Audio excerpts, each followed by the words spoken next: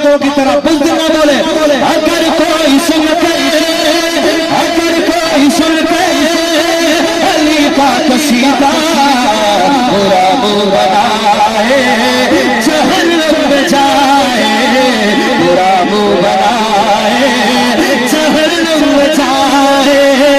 अगर कोई सुन के अली का कसीदा बुरा मुंह बनाए, जहन्नम में जाए।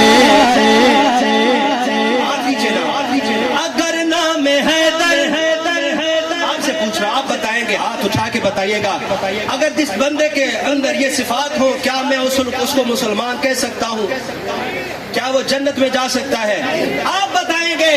अगर नाम हैदर से चेहरा किसी का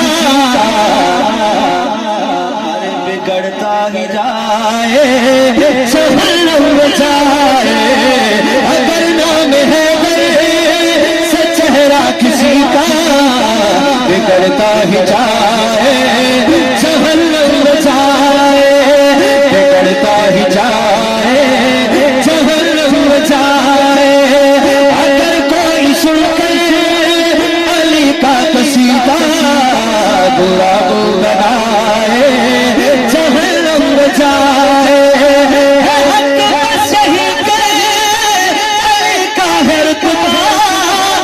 लाखों करो गुनाह से भी ज्यादा, मगर फिर भी धोखे जो मुआविया को वो जहन्नम में जाए।